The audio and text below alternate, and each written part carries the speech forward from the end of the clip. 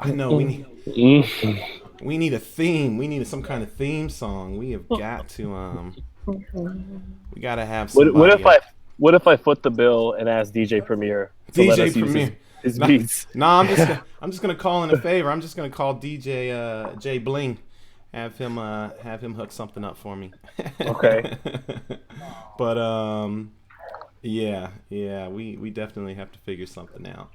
I just want to hit up Preem on Instagram and be like, hey, can we There use you all go. your beats from Gangstar? Would that be okay? There you go. There It's you just, go. yeah. Just pick one, anyone. Yeah, no kidding. No kidding. I'm just let me just check something real quick. Thought my man V would be on by now, but he's not. So Send me a He will link be. if you can. Hype. yeah. Oh, you want a link to the Yeah, send it on Messenger if you can. Yeah, I'll send it to you right now. Um where did you go? On Facebook, right? Yep. All right, I got you. 1 second. 1 second, y'all. We just getting started. Boom. Boom. That should be the link. You can just ignore the. Okay. Yeah, that should be the link. Just ignore the title of it. I think it's got a different title. I got you. Cool. All right. Let's get it going, man. Let's rock and roll, bro. We're live. Oh, shit. Okay. Fresh off the Canelo Golovkin 2 weigh-in. It's your boy Ben Thompson. Most people call me the Hype. My man Percy Crawford, the talent, and my man Sean Zattel coming to us live from Media Center out in Las Vegas. Yeah, show us. Oh, wait. Hold up. There we go. Show us what there we go. Yeah, show us what Yeah. it's looking like out there, Sean. Like, Yeah, it's a little. Yeah, it's a little empty now, but little this empty. is where this is where a lot of the media stuff has gone down all week. So Yeah. that's where we're at. Well, what's it like? I mean, you just got done covering the weigh-in, heated weigh-in, a little bit of a scuffle there, but it's officially on. So, what's it like out there? What's the atmosphere like out there before we even get to that whole scuffle? The atmosphere is great. I think you could worry a little bit heading into this fight that with the fight being canceled in May and everything, that maybe it wasn't going to have the same hype as the first fight. But actually, in terms of arriving on Tuesday for the grand arrivals, there was way more people for the grand arrivals Tuesday than there was for the first fight. Wow. And then also they were able to fill every seat that was available inside the T-Mobile today. They only opened up about 40% of the arena, but the entire part they opened up was completely filled, and they had to turn people away by the end of the weigh-in. Damn. So everywhere I'm walking through the MGM out here, I'm seeing Canelo headbands, seeing bootleg Canelo headbands that they didn't buy from the souvenir shop, that they made their own.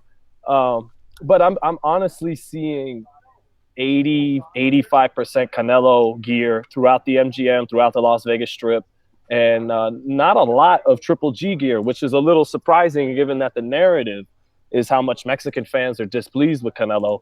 And I'm sure they are, but I get the sentiment that Canelo really is the draw here. People are showing up for the most part either to cheer for him or to boo him. I don't think it's so much about showing up to support Triple G. I think a lot of these people are ready to boo Canelo.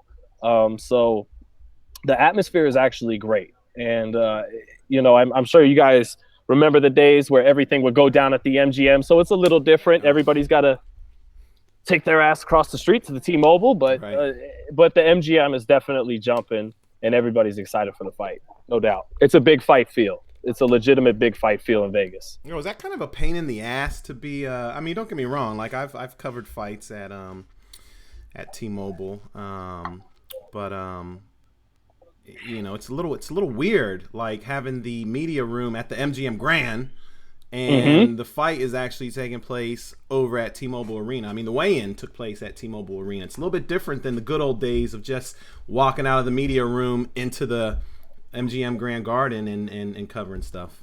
Well, not only is it weird and it makes shit harder for guys to do what we do, but whatever. But it does makes it harder to get the stuff on in a timely manner. But what's interesting is the T-Mobile has no mystique yet. it hasn't had a classic fight yet. It had some good fights. It had Ward and Kovalev's first fight. It had Triple G and Canelo's first fight. It had Mayweather McGregor. But something that's special about the MGM is when you walk through the casino, and then once you got into the arena, me personally, I would feel the history and the mystique about the MGM, the big green everywhere, the big green seats everywhere. And T-Mobile has a very corporate, hasn't been broken in yet. There are no real memories. And I'm hoping that this fight could finally be the first real classic, because like I said, we had some good fights, but this is the arena, the MGM that had, George Foreman win the title at 45, Mike Tyson get knocked out by Evander Holyfield and bite his ear. This was a house built by legends and legendary and infamous moments, and the T-Mobile doesn't really have that yet. Yeah. No, I know exactly what you're talking about. I remember covering fights. Percy, you remember covering fights like Mayweather Mosley and just hanging out in the lobby of MGM Grand or at any of their bars. I mean, you could just look left and look right and see all kinds of celebrities and athletes, just all kinds of people walking through the casino. And it really had this buzz like right before the fight and right after the fight. So it's definitely a different feeling now. Yeah, I think it goes along with what Sean's saying about the big fight feel. When you were in the MGM Grand, it was just a big fight feel only because, like you said, you look around, you see celebrities, you see fighters everywhere. And it's, I can imagine that would be a little bit different having to kind of transport over to another building. So, yeah, I mean, even just to catch on, but even just little stuff to me, like this is the place where, I mean, unfortunately, but the whole Tupac thing happened, and it happened, of course, at a Tyson fight. So yeah, just to emphasize what Percy's talking about, this used to be the casino that had the fight, and the night before the fight, actors, musicians, boxers walking through everywhere, and it's definitely lit out there, but not as star-studded because I think everybody's spread out throughout the Las Vegas Strip. Everyone's staying at different hotels. First Take and ESPN could do their show at the pool here at the MGM because they're all rented out for some other Microsoft convention. Wow, that's crazy. So that's why they had to take it to the Bellagio. So I think Canelo testing positive may have fucked some plans up, and that's why it's a little disjointed this week because there's NASCAR in town, there's Microsoft here at the MGM. So so we're rolling with the punches like everybody else is for this whole fight. Yeah, no, I feel you. Well, let's jump right into it. Obviously, the weigh-in has taken place. Both guys made weight, and shit popped off after that, man. If you guys haven't seen it, definitely go check out the video. I mean, right after Canelo got off the scales, went back, threw his clothes on, he immediately stepped to Triple G. They butted heads. And immediately Abel Sanchez jumped in the middle. Canelo was kind of, leaning up against him. I think, kind of shoved him a little bit. Then Canelo's team jumped in. They were shoving. The other side was shoving. I mean, it was getting nasty. I mean, there's definitely bad blood on both sides. But just being there live, Sean, like what did you take away from that? I mean, if you could take anything away from it, is the Canelo side nervous? Is the Golovkin side nervous? Was it just showmanship? Was it legit? How did it play out to you while you were out there?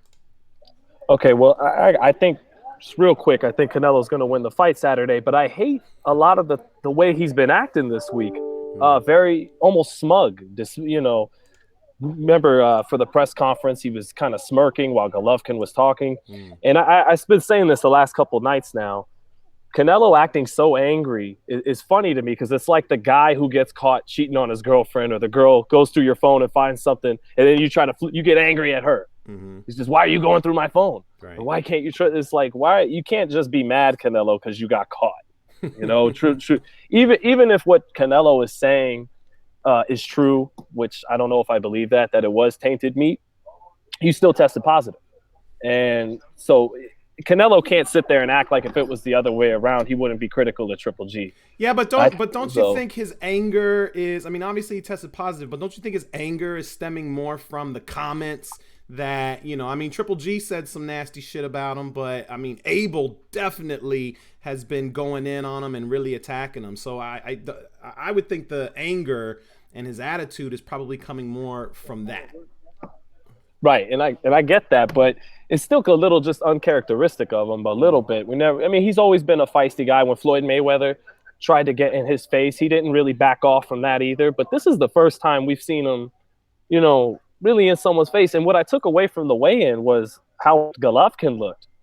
I don't think Triple G was that ripped for the first weigh-in, and to me, he looked like the guy that was in his prime, or not, the guy that was fighting Lemieux and the guy that was bursted onto the scene a couple years ago. He looks in that kind of shape.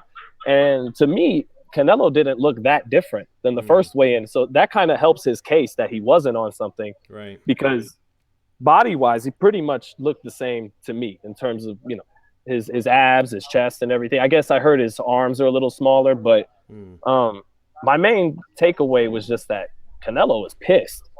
I mean, and Canelo is pissed. He's really mad, and Triple G's just ready to go. And the main takeaway from Canelo was that he's mad as hell. But the main takeaway from Triple G was, damn, he looks more cut up than he did for the first fight. He definitely looks in shape. Percy, what did you think? I think, kind of just touching on what Sean just said, I think the whole made-up physique, like I told you when we talked earlier, Ben, you see the split screen where you could tell the lighting was different, and people were saying, look how jacked he looked he looks the same. I honestly was actually a little bit shocked that he looked the same, but he was shredded. I guess you could say his traps wasn't as big, but I mean, that's maybe that's what he felt like was his stamina issue. So, maybe that was just an adjustment he made. I think the mysterious, body that people try to make up, I think that kind of ended that.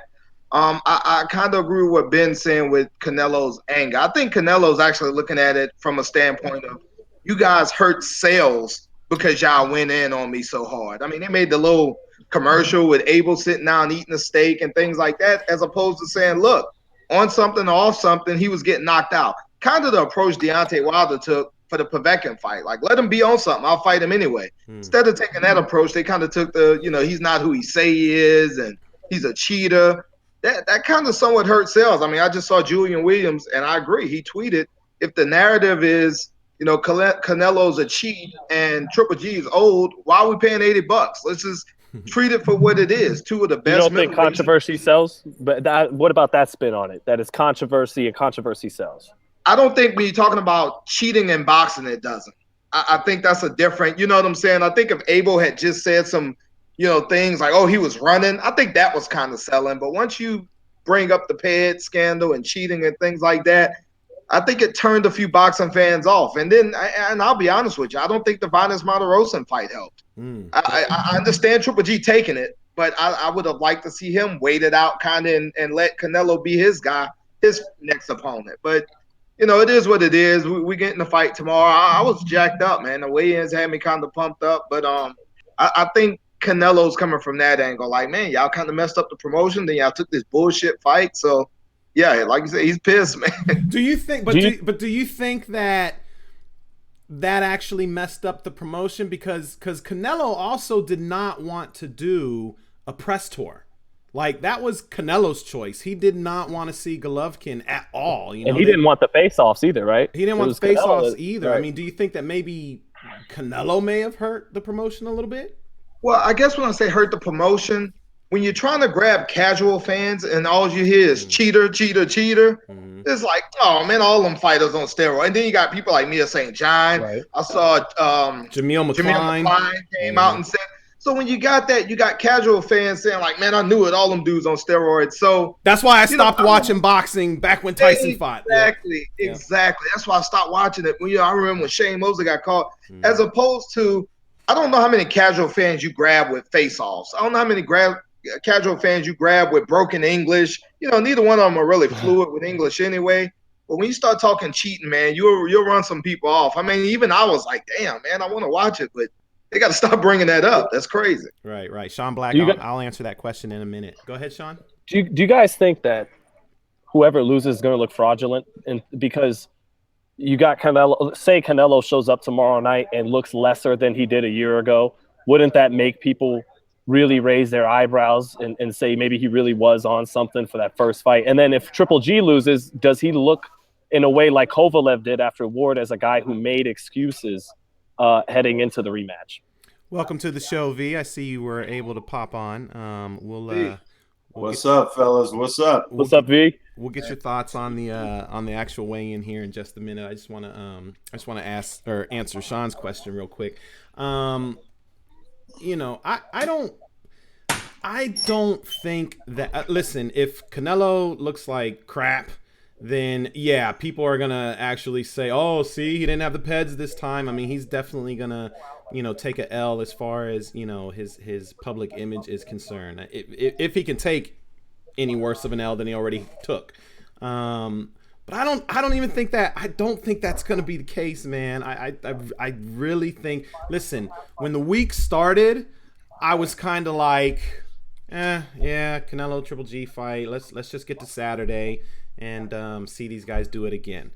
But today, after the weigh-in, like, I'm in fight mode. I'm ready. Like, I am dying. I mean, just the way that Canelo stepped to him and just even Triple G's response, no, he's a clown. Just even that, I'm like, oh shit, it is on. Like, these dudes do not like each other, and I really think it's gonna be. I think it's gonna be very similar to the first fight, but I think there's just going to be more tension, more, it's just, I feel like I'm going to be on the edge of my seat more for this fight. So I don't think either one of those guys are going to come out looking bad after this fight, unless, like you said, Canelo shows up and shits a brick and, Triple G knocks him out in 3 or 4 rounds or something. And that's the only problem with guys testing positive, because that stigma will be, like you say, he almost has to look spectacular every time out now. And that's just the reality of it. He can't have a lackluster, because you will get that. Like, oh, you can tell he's not on anything. So yeah,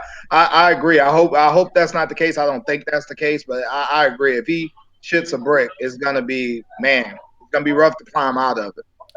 V, now that you're on, right before we were talking about this, we were just sharing our thoughts on the weigh-in. I assume you saw the weigh-in. I assume you saw the little scuffle. I take it you're pumped for this fight too now, no?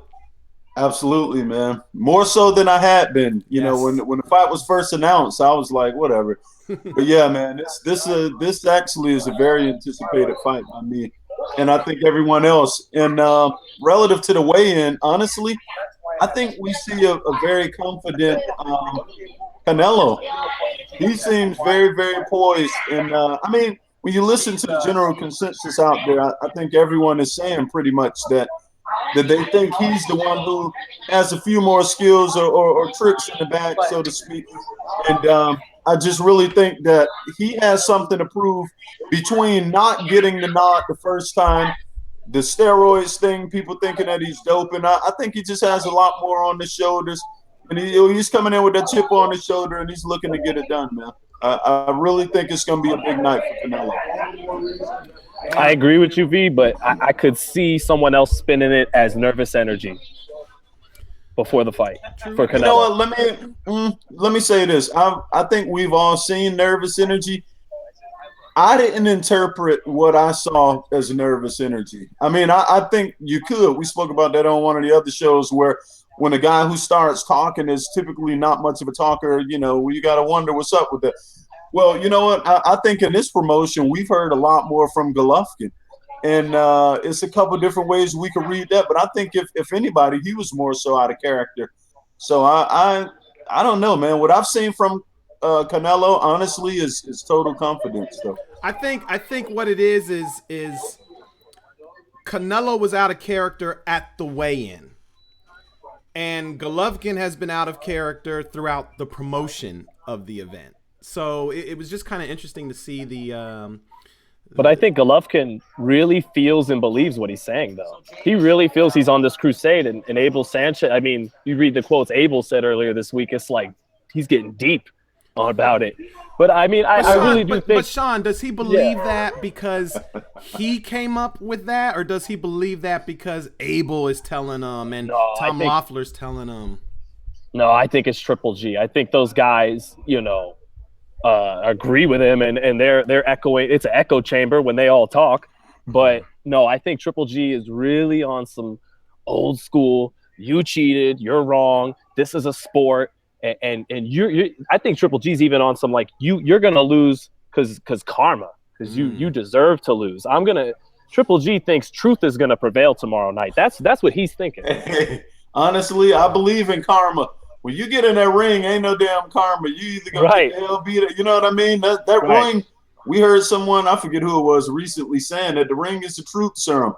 The reality's gonna come out in there. Whoever sugarloafed it in their training, whoever didn't put in the work, whatever, it's gonna produce itself tomorrow night. That's what I mean. Triple G thinks that ring's gonna be truth serum, and that Canelo is gonna be the one to wilt, because Triple G thinks he doped the first time. I mean, he's made that. I mean, he said he took injections. So I think he really believes what he's saying, and he's on a crusade tomorrow night. He's thinking of it as like almost justice, Do you guys think that let's just make it official here. Do you guys think that Canelo actually was cheating? Yes or no? Yeah. Yes for Sean. Just yeah. That's a hard one for me, man. Yeah. I think when you go through the kind of testing you go through to fight a Floyd Mayweather and you come up clean, is Gennady Golovkin the guy that's gonna make you cheat? I don't know. I'll stray back for that one, but I just know he knows what the testing is like because he fought Floyd Mayweather. He knows the most strenuous form of the testing because he fought Floyd Mayweather. To slip up like that, I don't know, man. That's a really good point. Let me ask this though, fellas. When we look at this whole cheating scandal thing, I mean, we've seen. I guess what I would want to know is what did it do for him, or what was it going to do for him? Because as long as I can remember, Canelo, he's been a game fighter. He does what he does, but his stamina has always kind of been a question mark to me late in fights. Like he at times, and it's deceptive because I remember actually breaking down the stats, and it was revealed that he actually throws more punches later in fights. But for whatever reason, it never really seems that way watching him. But I mean, if he was doping before, Percy just mentioned the Mayweather fight, etc. What did it do for him? Because I think he's been consistent for what we've always seen. Well, that's what's interesting is clenbuterol is supposed to help stamina. And you could say, yeah, well, it's not working good enough because Canelo still has stamina issues. But then again, he rallied in the 10th round when seemingly he was starting to fade. So you just gotta ask yourself, is that when the shit kicked in? Because he was able to pull a rally in the last 3 rounds, have 3 of his best rounds. I don't think that stuff works like that, though. You either got it or you don't. I don't think it's a second win, some late injection kind of thing like it. I don't know. I think he's always been fairly consistent with what we've seen from him. But it's going to be interesting. I will say this, though. If he come out there tomorrow throwing all kind of damn punches and, like, just looking rejuvenated or whatever, that's going to be interesting because he will be doing something we didn't see before. Like when a steroid accusation came up, he was consistent with what he had always done. I want to see, he said he trained hard, yada, yada. I want to see what this is going to produce now that he's clean. If they say it was dirty. V think he's slick. V think he's slick answering a question with a question. But it's cool. I mean, if he does that, it's gonna shut. If Canelo does tomorrow throw more punches and basically just fight a better fight, it's gonna shut a lot of that shit up about whether he used or not. Even someone like me who went, yeah, I think he did. How the hell am I really gonna bring that up after we know he's clean tomorrow night? And if he goes out there and wins the fight, it's gonna be, people will still bring it up, but I won't. I actually don't think he knowingly cheated. I'm not saying somebody didn't do something, but I'm just saying I don't think Canelo knowingly cheated or anything like that. However, having said that, I see some people in the chat room actually pointed this out. I also saw it as well. If you were watching the live stream, Percy V, I don't know how you guys were watching. If you were watching the live stream, you probably saw it too. Sean, you probably did not see it because you were there covering it.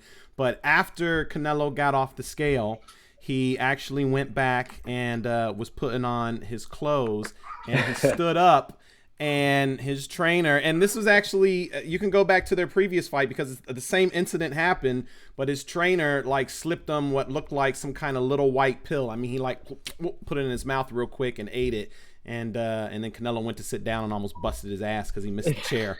That's interesting. But yes, people are talking about the pill that Canelo took at today's weigh-in. Wow. I just want to point out that this is not the same thing happened at the last fight. There's video of him taking the exact same pills, and I think I've also seen other fighters take something after the weigh-in too. I don't know if it's some kind of vitamin, something to help with rehydration. I'm not sure why that pill needed to be taken immediately after he stepped off the scale, especially if you're Canelo's team. Like, just having gone through the whole PED situation, I think I probably would have waited give him until he got off the scale. Until he got off the stage. Fuck the scale. Get off the stage. My bad. Like, why would you even do that? But, you know what's interesting about that? Honestly, it takes me back to the interview with the doctor who was supplying A-Rod, where he said, basically, I don't give a damn what test it is, what they got going on, whatever.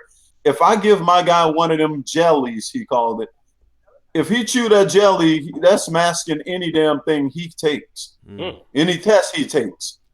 So now I'm beginning. I didn't see the part with him and this mysterious white pill, but I tell you what, was that a jelly?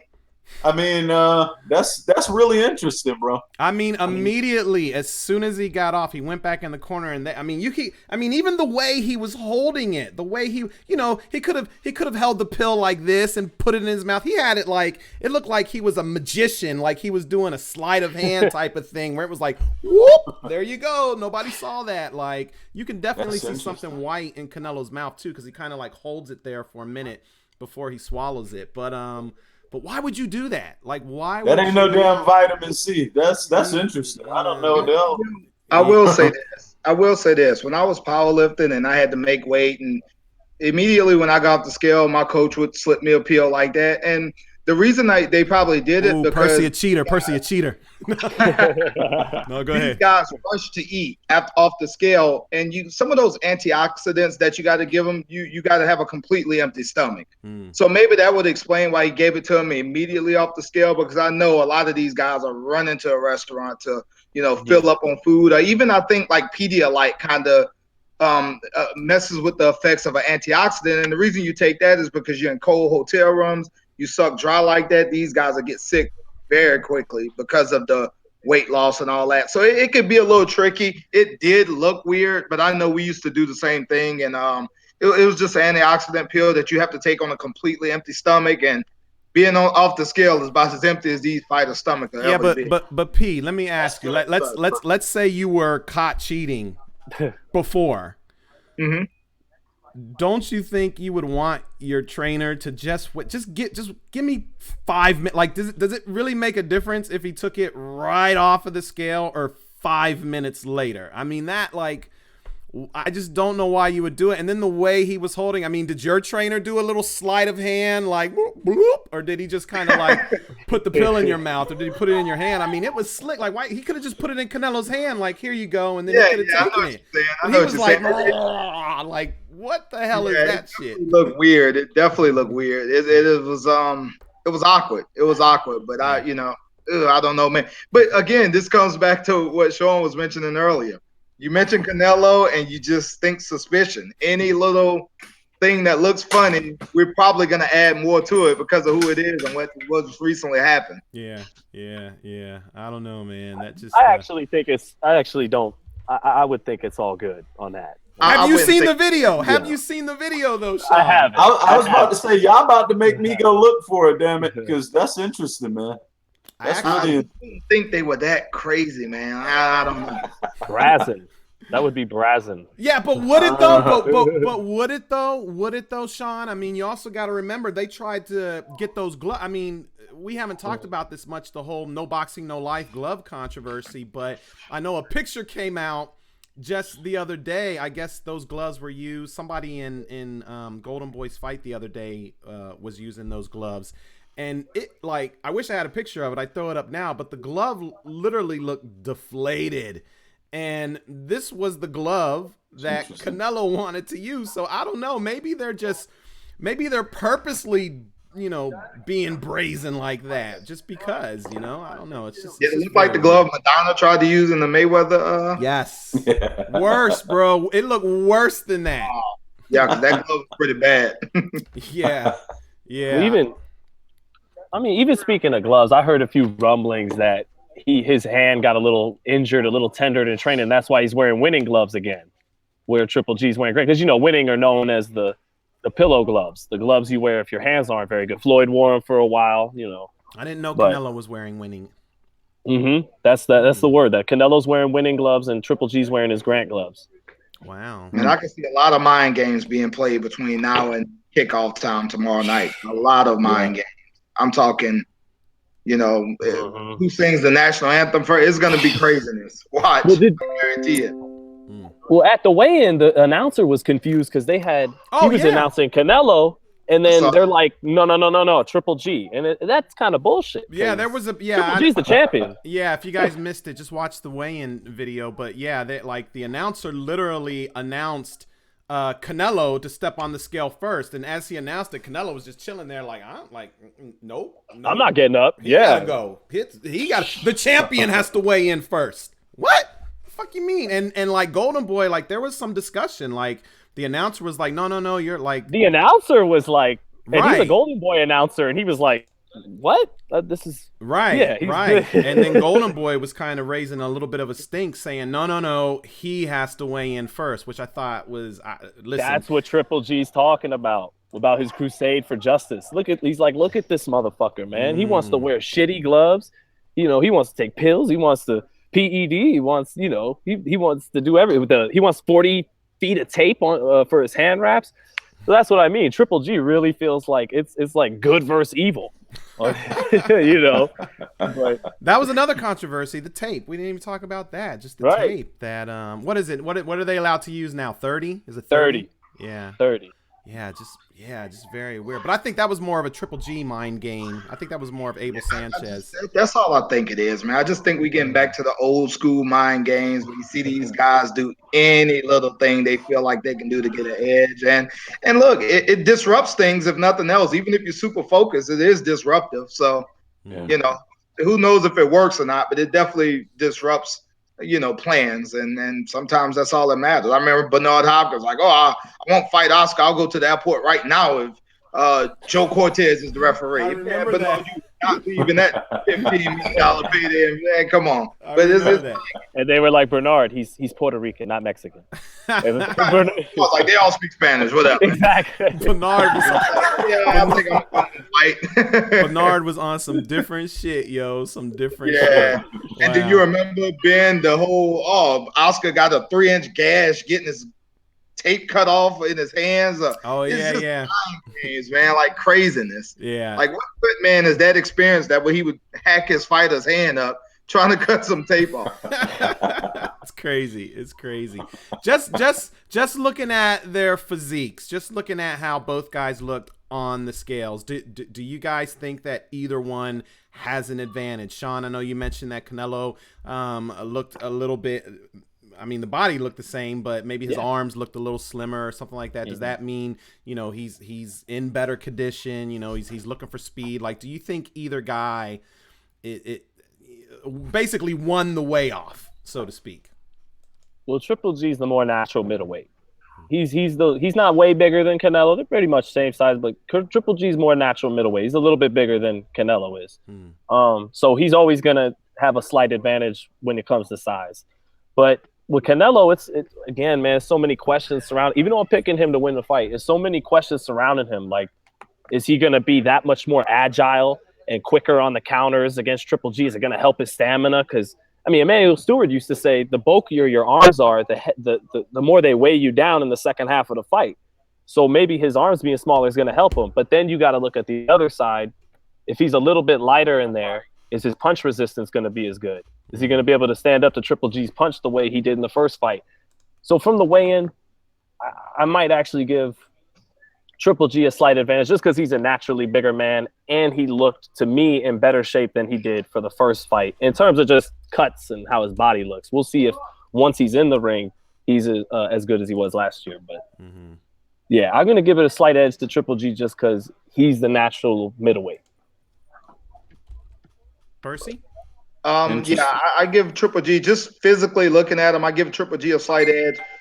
he was more shredded, and if he's perceived as the old guy, he was in pretty damn good shape. I mean, if you're going to factor in his age and the fact that that fight was a year ago, Canelo looks the same to me. Triple G did look a lot leaner. He looked a lot, in more ripped and in better shape. And like I say, he's being perceived as 36. He's old. So yeah, I would just off of physique, I would give the edge definitely to Triple G. But what James Tony used to say, ain't a bodybuilding competition. But definitely was impressed by the guy that people are kind of. I mean, I guess 36 is old now. Geez, I'm ancient then. Yeah. In boxing, Percy, in boxing. In boxing. Yeah, you're right. You're right. Yeah. Not in general. What did No, and then the thing is too, neither one looked drawn either. No, I was impressed. You know what? Actually, that's what I was going to say. Earlier in the week, I forgot what was going on. It may have been he did. That's exactly where I was going to go. G looked like he was a little bit drawn earlier in the week, and I was curious to see how that was going to play out today. Today he looked a little more hydrated, and his weight was good, but I don't know, man. Honestly, I think Canelo looked fresher. He looked more confident. I think Canelo might be in for something big this weekend, fellas. Yeah, I'm siding with you, V. I actually thought Canelo looked fresher. I thought Canelo looked ready to fight. I mean, Triple G looked ready to fight too.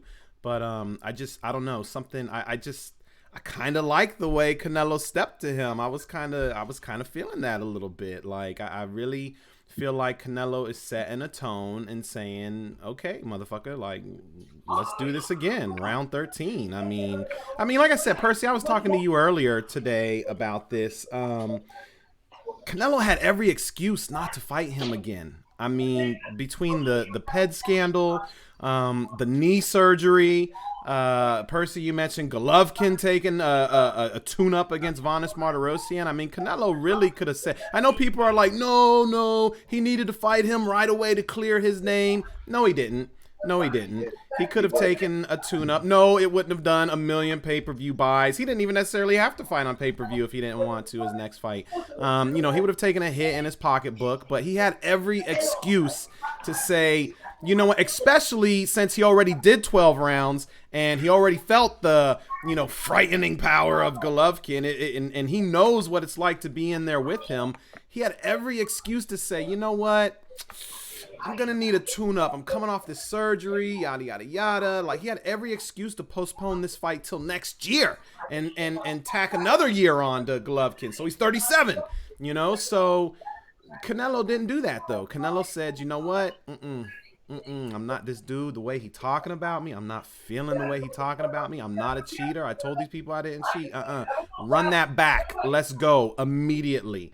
And I think that speaks volumes to what Canelo thinks he can do to Triple G. I mean, he must be wanting to. Pride can get you your ass whooped sometimes, though. That's Rockman calling me. No, it can for sure.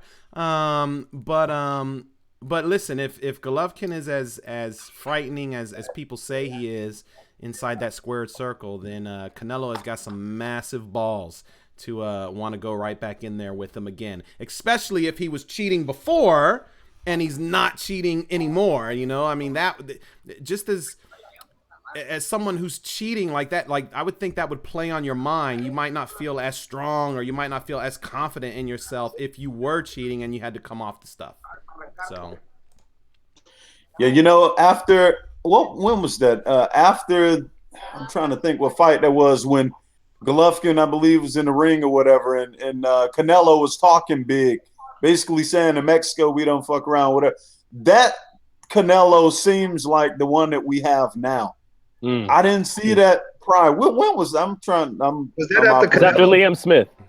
Liam Smith. Yes. Mexico no mamamos. Yes. No mamamos. Yeah. I think we got that version of Canelo this time, so it's gonna be pretty interesting. He doesn't seem afraid at all, though. But V, and I keep playing devil's advocate, but V, he did fuck around. So it's yeah. You know what? Exactly. In the initial fight, I think there were but you know what though? Actually, I think that we can attribute that to stamina probably. because there were times where he had opportunities, he didn't take advantage of them. But that was also the time frame that we saw him coasting and against the ropes and moving around. This time he seems I don't know, man. He seems a little bit different, but at the end of the day, if he doesn't have the stamina to support that new machismo, it's not gonna mean a damn thing. But Sean, but Sean, what, like, when you say he did fuck around, like what do you mean by that? Like, are you referring to the style? Are you referring, like, what exactly do you mean? Like, your ass vacated right after you said that. So what do you mean we don't fuck around? It's like, yeah, in Mexico we don't fuck around. If you want your belt, here it is. Is that what he meant? You know, it's like. Well, he eventually fought him though, so you. Oh yeah, no doubt. But you get what I mean. But you, in Triple G's eyes, fighting Julio Cesar Chavez and well, shit. I mean, Chavez was the only fight in between Liam Smith and Triple G, huh? Yeah. So, but in Triple G and his fan base eyes, it is fucking around when you vacate the championship of the world and fight Julio Cesar Chavez at 164 pounds. So. Do you guys look at it like, because we're all saying like he got stamina problems. He went 12 rounds in which, I mean, he won 6 of them on judges' scorecard. Right. So, is that a feather in his cap? The fact that maybe he did have some stamina issues and maybe he did make some little, he could have made some little minor adjustments to make the fight easier, and he didn't, and yet he still was able to squeeze out a draw. Is that an advantage for Canelo? The fact that, maybe he should have tidied up some things and he still went the distance, never got hurt, visibly hurt, never knocked down, and he went the distance. Honestly, my thought process, if Canelo had an ounce more of stamina to be a little more active in some of them spurts where he didn't do much, I think it would have been a very easy fight to score for him. I think it would be, look, if he had Mayweather type stamina, whoever else you want to name, I think he beats the hell out of Golovkin, and it's not a close fight. The only reason it became that close was when he had those lulls and he wasn't doing a whole lot. Mm-hmm. That was just my take on it. Because he's always been able to go 12, but it's what you just said, V. It's those lulls in just about every round after the first 3 or 4. That's the problem. Is he can go 12. He went 12 with Floyd, Lara, Cotto, but it's the consistency. And it's just like V said, if he was just more consistent and did more of what brings him success in the first fight, if he could just do that for longer period, because I felt like a lot of him going to the ropes was fatigue. It wasn't even always Triple G's effective aggression pushing him there. It was like, I want a breather. I'm going to, stay up here. And it's like, when he kept the fight in the center of the ring, there were times he made the fight look easy. So. Yeah, very easy. He going to make it look easy tomorrow, damn it. Canelo gonna school. What did Oscar say Bernard would have done to Golovkin? Would have schooled him like he was Kelly Pavlik. Ooh! And I think Triple G may have won a few rounds, but he would have got schooled. To that. Yeah, I have no objections to that one. Except I think Triple G pulls off a round or two. Pavlik didn't win a round. I think Triple G would have jabbed. You know what? Let me tell you something. Look, the way that Hopkins would have beat him would have been right in his chest in the phone booth fight, banging them ribs, and he would have softened G up early. I don't think G would have been half as effective against a guy like Hopkins as we see him with some of these other guys. His punches are too looping. Hopkins would have been all in his ass. But I think we kind of I guess we could say undervaluing with Triple G. Triple G is, he believes in his power. He believes that he has a great chin. And he is one of those great mental pressure fighters. He'll walk forward and not throw punches and make his opponents actually think they have to throw punches. And that's a mentally taxing thing to do, because it's like, I'm throwing 3-4 punch combos and this guy's not even throwing a punch, but he's still coming forward. I think we saw a little bit of that in why Jesse Vargas gassed against Adrien Broner. Adrien Broner just brought great mental pressure.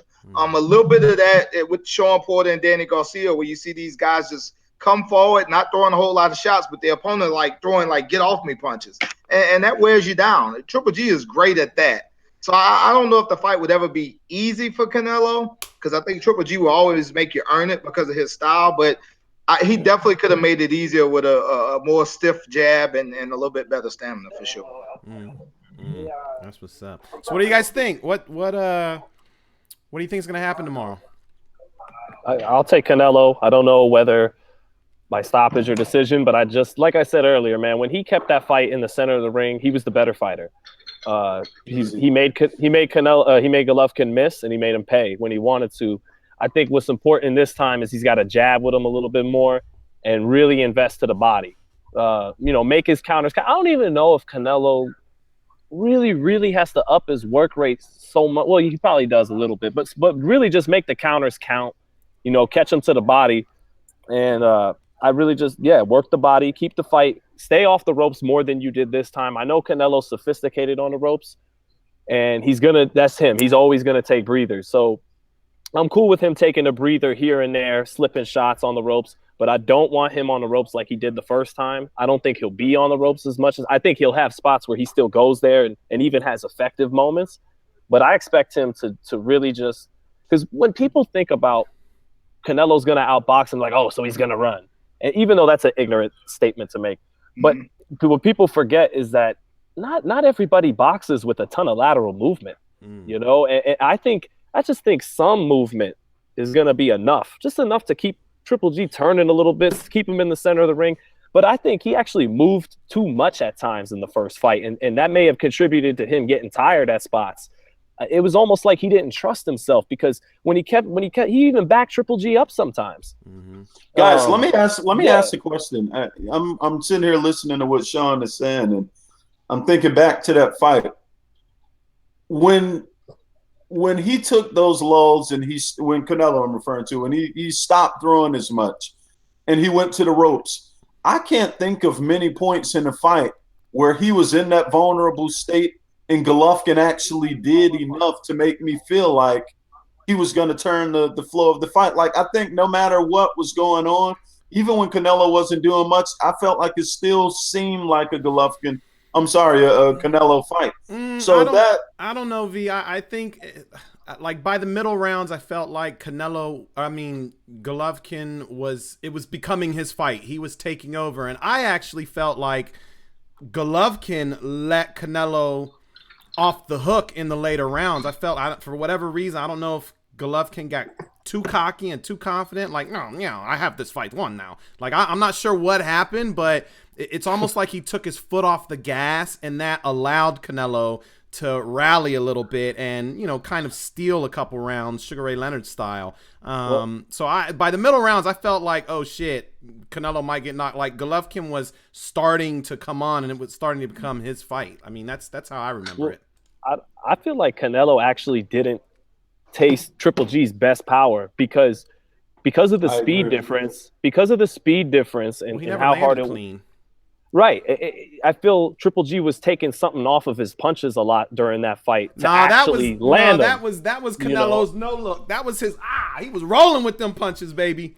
But at times Triple G was just throwing that, little touch you right hand because he didn't feel he I think he knew he was a little too slow, that if he really sat on it, Canelo would see it coming and get out of the way. And then not just that, but at times, like, I saw Max Kellerman talking about this earlier yesterday.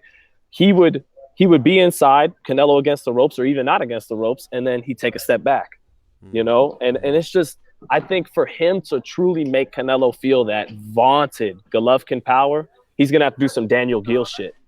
Eat one to land, really eat one to land one this time. That's why I think we're going to get a better fight, because I think Canelo went back and looked at the tape and said, you know what? I had my best points when I stood in front of him pretty much. I'm good enough with my upper body movement that I made him miss while standing in front of him and made him pay. So that, I think that's going to make Canelo want to fight a little more aggressively. And then Triple G, I think, just when he got Martirosyan on the ropes, he unloaded, went for broke, right? Daniel Gill ate that right hand, went for broke. That's what I think Golovkin will at least try a few more times than he did against Canelo. Well, I was going to say, Sean, why don't you think he did it as much the first time? Do you think maybe he didn't like the heat that was coming from Canelo? Yeah, I think the counters played a role, and I also feel like he was taking off half of his punches. He was taking something off of him because he wasn't able to hit Canelo clean. And when you can't hit a guy clean, you try and start hitting with speed instead of for power. because he's slipping everything. So you try and take something off of it so it gets there quicker. That's another reason why I think he didn't really hurt Canelo in the first fight.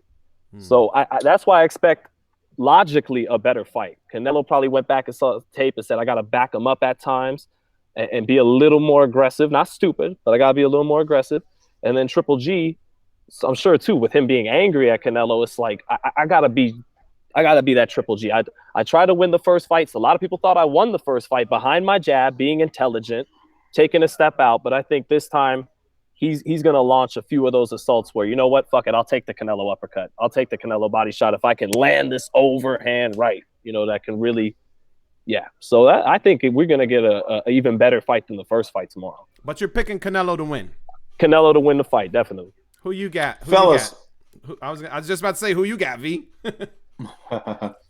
I think short answer to that for me is Canelo. He just a lot more upside, a lot more boxing skills. Lot more, I think we always talk about those proverbial tools in the tool belt. I think he got a lot more to dig from. GGG is going to give you what he always gives you. But I think his ceiling has already been reached. I don't look at GGG and say, man, he can do this. We've seen him implement the jab, but beyond the jab, like he's a rock'em sock'em robot in that sense. And I don't mean that to degrade what he does. No, he's going to come forward. He's going to throw punches. No. I'm glad you're touching on that because I wanted to ask you. Just you mentioned Rock'em Sock'em Robot. Does Triple G have good defense or not? I saw a couple people commenting in the chat room. Somebody said his defense is his face. Somebody else said he has great defense though. Does Triple G have defense? I don't. There's nothing I equate about his game to be a mastery of defense. No, I think he's a very durable guy, and yeah, sometimes his face is his defense, but I don't equate anything I see him do on a defensive level. Canelo, I think you could say that Canelo's slippery as hell, and when you consider the fact that he's a Mexican warrior, we don't typically see that out of Mexican fighters. I think he's very slippery, but. No, Golovkin, I don't see anything about him I would label defensive. Golovkin's power is his defense. Right? Yeah, it's an eraser. If you notice, I mean, you can count on one hand probably the amount of times he's been hit very, very flush, and it's because he makes you hesitant to punch. You know what's coming back, and it's like a sledgehammer, man. I think his power is his defense. I mean, I think he's solid defensively. I don't know if he could. I don't think he's deficient. Yeah. Right. I can't think of a fight where he was just getting hands put on him. So I just think it's because guys are hesitant to fire. Hey, I want to ask. We talked about this once. He keeps his chin down here, and right. I mean, you got to give him that. He tucks that chin. He does, fellas. I want to ask because this I think will probably have a lot to do with the outcome tomorrow night as well. Which one of these guys do you think will break down to the body first? Golovkin, because Canelo's a better body puncher, and I think Canelo actually hurt him a little bit to the body a few times because there was a few times Canelo caught him in the center of the ring in the first fight with a body shot, and Golovkin didn't throw a punch for 15 seconds. So yeah. I was thinking about that. If Canelo, actually, I think if either one of them dedicate themselves to the body, it could be a long, short night for the other one. Like both of them have the capability, I think, but Canelo dedicates himself more to it. I asked that question because I think Canelo can be hurt to the body, and I'm very curious to see if a team Golovkin is going to explore that. Yeah, if I was to go with Golovkin, I think it would be from body work. I think Canelo established enough of a counter last time to kind of avoid that. Because there were times with Triple G, for the first time I've ever seen, with the exception of when Danny Jacobs switched to southpaw, he was a little bit hesitant then. But other than that time when Jacobs switched southpaw those few times, Canelo's counters early, that's why he probably jumped out the gate like that, had Golovkin a little hesitant to throw punches. I think if Golovkin invests to the body, I think we may see something. This is another reason why Canelo's got to stay off the ropes in the rematch. Because your body can't move off the ropes. Yep. The head moves, the body stays there. Percy, is that your official prediction, Canelo? Man, I feel like I need to go Golovkin because everybody else going Canelo. So I'll switch with your heart. I will switch my pick. I will say Gennady Golovkin Now Percy wins. Damn. By stoppage. Nah, you just switching just to Wow. sound different. You just switching Damn. just to He sound threw a wrench different. in that one. You just Wow. switching just to sound different. I know we talked earlier. You just switching just as that. Do you really believe someone's getting knocked out in this fight, P? I really don't. I'm being the outcast. No, I can see Golovkin doing some good body work. I just Canelo. The thing is about Canelo, he has 4 Hall of Famers on his resume, bona fide Hall of Famers. Mm-hmm. Golovkin, not so much, and I think that's why a guy who we say have stamina problems can bang out 12 rounds with who's considered one of the hardest punchers, is because of that experience he gained when he realized he was going to knock Shane Mosley out. That experience he gained when he realized Miguel Cotto wasn't going anywhere. The experience he gained when he realized Floyd Mayweather is hard as hell to hit. It's hard to go against Canelo for all those reasons I said. I'm gonna stick with Canelo. I don't want to say Golovkin and just to say it and it looks bad. I just see more ways Canelo can win as opposed to Golovkin. I think maybe he landed a good body shot or something like that. Outside of that, I don't even think he's the busiest fighter. I just think it's mental pressure. I think what he does, he punches so hard, he gets more of a rise from the crowd. But Golovkin's not throwing 150 punches around. Mm-hmm. Like the perception is, like Canelo's throwing 50 and he's throwing 150. It's not like that at all. So Canelo avoid the ropes, like Sean said, and I think it can almost be a wash. But and that's not to discredit Golovkin. The 2 times I've seen him step up, I didn't see special. When Canelo stepped up, even getting embarrassed by Floyd, I still saw special. He was trying to knock Floyd's head off in the 12th round still. The Danny Jacobs fight, I didn't see special. He almost was just happy to get the decision. The Canelo fight, I didn't see special. And realistically, that's his only 2 step-ups. Well, maybe I should, I do. I'm taking Canelo, but it's not like, I'm that confident. If a gun was to my head, I'd be nervous as shit. I mean, but I guess that's the way I feel. Like, I don't want to say like Canelo easily. Like I see Golovkin having a lot of moments, scary moments if you're a Canelo fan. I mean, I could easily see Triple G winning the fight. If Canelo lays on those ropes again, he invests more to the body, and just unloads on him with more vigor than he did in the first fight along the ropes, more recklessness where he eats some, but eventually lands some bombs that really, really shake Canelo up. I could easily see Triple G winning the fight, but my pick is definitely Canelo. So I'm rocking with Canelo. I think I'm not going to say it's going to be easy, but I think he'll win 8 rounds to 4. I think it's going to be clear. 8 rounds to 4. I can see that. Maybe 7-5, but I'm thinking 8 rounds to 4 for sure for Canelo. I think he's going to win 4 early and 4 late. And now, Ben, I'll start with you since you're on yours. Any knockdowns? We saying nobody will get knocked out. Do we see any knockdowns? Because I can actually see that.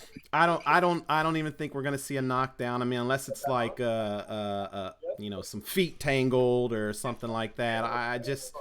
I don't see it happen. It's very rare when you get 2 elite fighters, top level fighters fighting each other. It's very rare that one of them gets put to sleep, Marquez Manny Pacquiao style or Manny Pacquiao Ricky Hatton style. It's very rare that happens. So I definitely think it's going to go to the scorecards, and I just feel like Canelo can take his punch.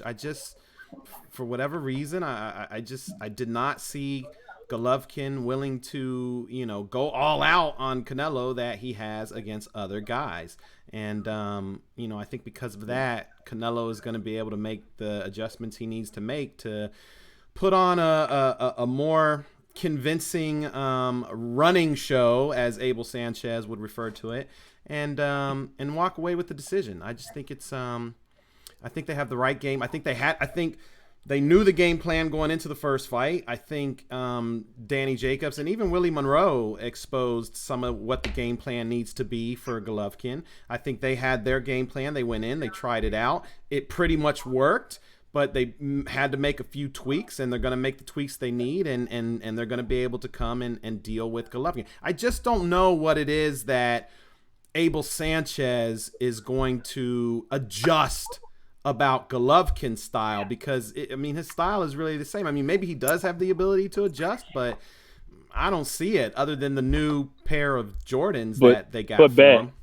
What's Ben, up? what if Triple G is just the same, basically the same fighter he was last year, but Canelo is lesser because of his knee in his 1 year inactivity? That's the thing. I'm not the knee. I think is the key. No one's really been talking about that knee surgery. Now I know he just went in and got it scoped. It wasn't like he blew his ACL out or something like that. Like he just went and got scoped, but still, like through the majority of the training camp, he was wearing some kind of brace over his leg. So there's a possibility that Canelo may not be able to move the same way that he used to be able to move. So that's the only thing that has me like, I don't know, maybe it's not going to be easy. Outside of that, I really think, if you take all that away and, like the day after or the week after the first fight when it was scored a draw, I mean, even back then, I was like, oh, as soon as they fight, this is going to be an easier fight for Canelo. Usually 9 times out of 10, when you see, two styles like this, it's usually the better boxer who comes back to the rematch and performs better. So Absolutely. That's kind of why I feel like, Canelo's going to be better. But again, I have an asterisk on it just because of the knee surgery and just because it has been a year. And everything else. I mean, just the mind games that Abel Sanchez has been trying to play. Even though I don't think the mind games are really going to be a factor in it. So, V, you look But like I'm you're about ready, to fall man. asleep. I actually think we're going to get a very tactical chess match. I really do. I know Sean thinks it's going to be a little bit better. It's going to be a very tactical chess match. Mhm. Very tactical. At a high level, they'll have their exchanges. I got to shout out to my boy Glass Malone, man. He always says this is like Tony McCallum, to where you're probably never gonna get a war, but it's the most high level chess match you will ever see in life. And I think we'll get that. And I think if they fought 20 times, we'll get that. Yeah. Yeah, I still think it's going to be high speech, but I just think it's going to be better than the first fight. More dramatic, even more exchanges. You know what I mean? Mm-hmm. Are you the only one in the media room, Sean? No, we got. No. I'm one of the last. It's like 15 people in here. Wow. Yeah. Wow. Like that security dude about to put you out, man. He looking at you. He's just trying to get on Fight Hype. He's just trying to get on Fight Hype. That's all. Exactly. Trying to make his Fight Hype debut. Hey, is that the security guy that kicked out Abner Maris? Nah, I don't think so. His shift is over. Are you sure? And I fucked up by not talking to Abner. I was like, I don't know. This is something I should bring up with Abner. It's not a fight. It's not. You and then saw my dumb ass him didn't. get kicked out? I was right there when he got kicked out. Wow, just V Percy, in case you didn't know, Abner Maris showed up. I guess he's working for Telemundo or something. And he showed up to the media room, and Golden Boy kicked him out. Eric Gomez saw him. Wow. Eric Gomez saw him and said, "Get the fuck I heard out." about that. No love for Heyman. No love for Heyman fighters. Jeez. Wow. Yeah, I saw Abner was promoting it, telling everybody to share it, man. Share that injustice. Yeah. He was pissed. He was pissed. I mean, he had a smile on his face when they booted him out, but I'm sure he was pissed. That's embarrassing. You're a world-class fighter, a former world champion, one of their former fighters, and He was the first prospect they ever signed. That's right. Wow. Out of the 2004 Olympics. Well, he was their first world champion from scratch, right? From scratch, yeah. 3 Wow. division world champ. Wow. He might go to the Hall of Fame one day. Wow. So they basically have turned their back on him just because he went inside. That's so petty. They might have shitted on a future Hall of Famer today. Right? That's that had his petty. best moments with them. That's just so petty. I mean, he's part of I know he's not with them anymore, but he's still part of your history. I mean, he was, and correct me if I might be wrong, but I'm pretty sure he was their first world champion, like signed from scratch world champion for Golden Boy Promotions. So not obviously they had Shane Mosley, that they had other guys that were part of their team, but those guys were all champions before. Abner Maris was like their first world champion. Now because he's not with them anymore, he's with Golden Boy, they're like, nah, get the fuck out. We don't want you here. You're a Heyman guy. Like, what did they think he was gonna do? Like spy on and report back to Heyman? Like, you're not gonna believe what they're doing over there. Like, come on, man. It's fight week, bro. Like, it's not even that serious. Oscar responded to him on Instagram and said, maybe you got kicked out because you talked shit about Golden Boy after you left it. That's what Oscar said. Yeah. I mean, President De La Hoya. in Oscar's defense, he was talking a little. Abner was talking a little bit of shit. He was talking about how I'm getting paid a little more money and yada yada yada. But that being said, is it talking shit if it's factual? If it's true. You know, like I don't know. It just sounds like Truth sour hurts. grapes to me. The truth hurts, V said. Damn, that's crazy. Yo, I heard this is Canelo's last fight with. I'm talking like that's funny. I heard. I saw it was reported that Canelo's last fight with HBO is this fight. This might be HBO's last mega fight. Wow. This might be their swan song. Wow. I don't think that's out of the question. That would be so sad, man. I get it. That's been a long time coming, though. Yeah, like I get it, V. think Like it has. HBO ain't what it was for a long time now. But I can't turn my back on HBO when it's the channel that got me into the sport and got me to love the sport. I don't know. But I don't think you're turning your back to HBO. I think HBO is turning their back to you. Right? Because they're basically like, fuck boxing. But over the last couple of years, it's become trendy to shit on them and like push them out the door. And it's like, whoa, wait! I don't know if boxing wants to get rid of HBO. I don't think we're pushing them out. Yeah, I think it's because of the product they produce. I talked to someone today who's in the industry, and he was like, "Look, man, it's like they handed Peter Nelson a golden egg, and he cracked it within a month, And here's the thing, man. I think HBO tried with the little man. The only problem with the little man is as they move up in weight, as we saw with Chocolatito, who's on this card, and I think he should be talked about a little more. But the more they climb up in weight, things happen. And when you try to make these miniature man cards and the small guy, I mean, Sor Vising, we haven't really even saw much of him since he knocked out supposedly one of the best pound for pound fight, because it's so hard to promote those smaller guys. They outgrow those weight classes, and the higher they go up, the more vulnerable they are to get stopped. And they went with that for a while, and that didn't work. So then they kind of put all the eggs in the Kovalev basket. That didn't work. They're kind of just running out of ways to turn, honestly. And I don't think that's us as media or fans' fault. I just think they put all the eggs in a couple of baskets that just didn't work out. Well, yeah, I mean, you're right. I mean, like talk about Peter Nelson. I remember I told Peter 2 years ago, I said, you got to have this kid Devin Haney on your network. And he just went, yeah, but Devin doesn't have a promoter. He needs to sign a promoter. And I'm just looking at him like, I don't know how the business works, but wouldn't that make it easier for you? You could just deal with and now, sure enough, Devin's his own promoter. So, I mean, just to kind of comment on what you're saying. Yeah, sometimes you get 9 boxing people in, or 9, I mean, any sport. If you bring a non-football guy and make him the chairman of the NFL, things are going to be different, for better or worse. And that's kind of what we got with boxing. I think Steven Espinosa's doing so well because he was involved in boxing. He was one of Golden Boy's attorneys or something like that. So I didn't know that. Yeah, when you bring in some not even boxing, non-sports guys sometimes. I think he, did shows or something. It don't always have the same vision, and it's apparent. Yo, Sean, you didn't know Steven Espinosa used to be Golden Boy's lawyer? Nah. Yeah. Isn't that kind of funny?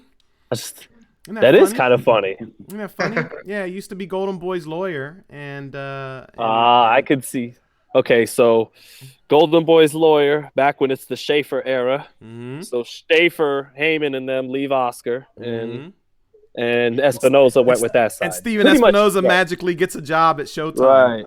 Gotcha. Nice how that works. It's funny how that works. It's real funny how that works. But if this is the end of HBO, like I might cry. I won't cry. I'm getting too old. But I'll feel sad, damn it. Like it will be sad. It will be sad.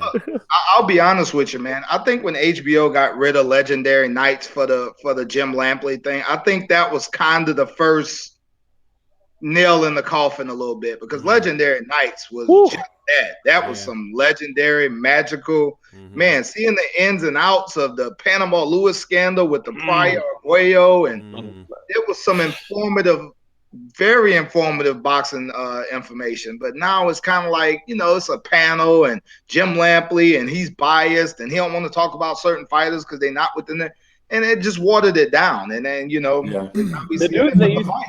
the dudes they used to have on those Legendary Nights, George Willis and them, they were so poetic. It was like they were speaking poetry about the sport. Amazing. Yep. Yo, To hear some of those guys talk about the old school guys was just amazing. Yeah. No, I actually think HBO's nail in the coffin is when they decided to no longer do business with Al Heyman. No, absolutely. I think right then 100%. And there. I mean, I believe I have to go back and look through the archives, but I feel like they may have even sent out a press release about that. I think so. And basically said we're not doing business with this man anymore. You tell somebody, you tell anybody, if it's me talking to you, Sean, or talking to Percy, or you guys talking to, if I tell you, man, fuck you, I'm not doing business with you anymore. And then you go off and start doing business with somebody else and you're doing well, in the back of your head, you're going to be like, fuck you, I'm not doing business with you. So I really feel like that's the problem, is that they basically turned their back on Al Heyman. And listen, I'm not saying that maybe some of the stuff Al Heyman was doing, they didn't want to get in on, but don't turn your back. Like, don't burn that bridge. You know, don't burn that bridge. And I don't even really know if the bridge was burned, because I feel like Al probably still might maybe do business with them if they bowed down to him and apologized and gave him what he wanted. But I think really that's what the problem is. They basically said, you know what, Al, we don't need you. Take your fighters, go. And then they realized, oh shit, maybe we did need some of his fighters, because all of the fights, I mean, outside of, you know, the Canelo, Golovkin, even when those guys were not fighting each other, when they were fighting, like, they were whack fights. When Golovkin was fighting, it was like, who cares about this fight, you know? When Canelo was fighting Liam Smith, it's like, who cares about that fight? Like, if you're a network or you're a promoter, you have to have the talent. You have to have the guys, the fighters that people want to see. You can't put all your eggs into one basket, which has traditionally been HBO's problem. They always try and put all their eggs in, you know, oh, we have Floyd Mayweather, or oh, we've got Roy Jones Jr., or oh, we've got Mike Tyson. They always try and have their eggs in that one basket. And that, to me, that's just their whole mistake right there. It's just their philosophy on the business of boxing. And not only that, but they also, even though they're not promoters, they actually try and act like promoters, you know, like you know, guys like Bob Arum, Don King, Al Heyman, or whoever, that, like, they would present the fights to HBO, and HBO would be like, nah, fuck that. We don't want that fight. We want him to fight this guy. You know, come holler at us when you want to make this fight happen, and then, you know, we'll do business with you. So HBO's, you know, it's their own fault. It's their own fault. And even before losing Heyman as a stable, losing Floyd Mayweather was the big sign that the power had shifted to Showtime. When they lost Floyd. But even before, to pinpoint it for me, I mean, I'm sure they had some bias calls before this, but I remember when Bernard Hopkins fought Jermaine Taylor the first time right here at the MGM, and that was such a poorly called fight by the great Jim Lampley. In my opinion, the great Jim Lampley.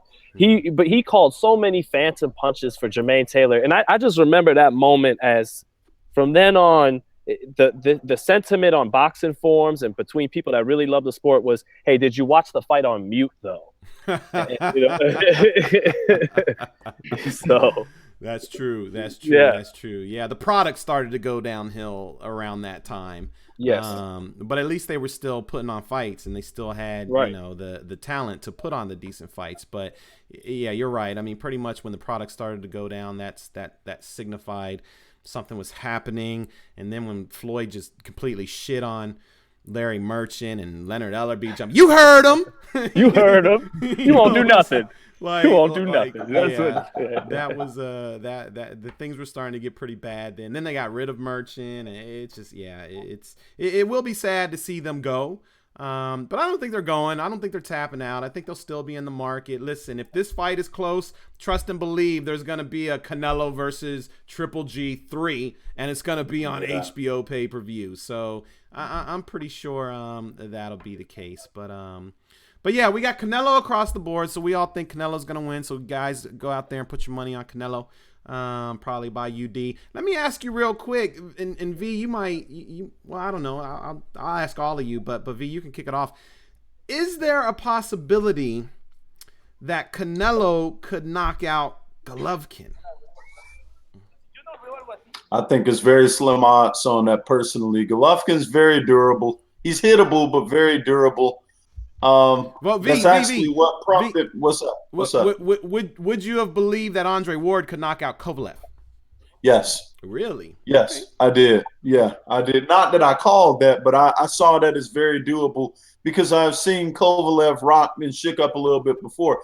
Golovkin has been very durable. Like I other than some body work, which is why I asked that question earlier, he seems very durable. And I don't think Canelo packs enough heat to get him out of there unless he just really concentrates to the body early, softens him up, and breaks him down late. I could see that. But possible, but very improbable.